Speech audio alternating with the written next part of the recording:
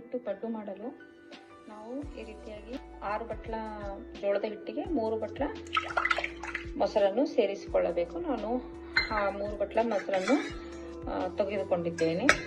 ನಾವು ಜೋಳದ ಹಿಟ್ಟನ್ನು ಸೇರಿಸಬೇಕು.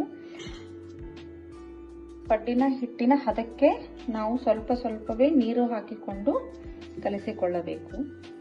ಸ್ವಲ್ಪವೇ ನೀರು ಹಾಕಬೇಕು. ಈ ರೀತಿಯಾಗಿ ನೀವು ಮೊಸರಿನ ಜೊತೆ ಹಿಟ್ಟನ್ನು ಕಲಿಸಬೇಕು.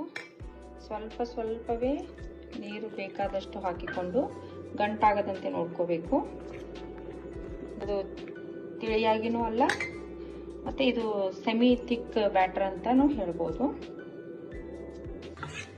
ಈ ರೀತಿ ಇವತ್ತು ನಾನು ಹೊಸದಾಗಿ ಒಂದು ಜೋಳದ ಹಿಟ್ಟಿನ ಪಡ್ಡನ್ನು ಮಾಡಿದ್ದೇನೆ.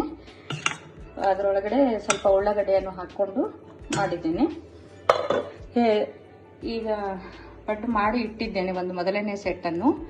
ಈ ರೀತಿಯಾಗಿ ಪಡ್ಡು ಸರಿಯಾಗಿ ಉಬ್ಬಿ ಬಂದಿದೆ ಮತ್ತು ತಿನ್ನಲು ಬಹು ಟೇಸ್ಟಿಯಾಗಿದೆ.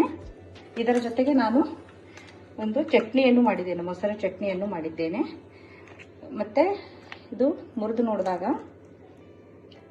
ಈ ರೀತಿ ಒಳಗಡೆ ಎಲ್ಲ ಕುದ್ದಿರುತ್ತೆ.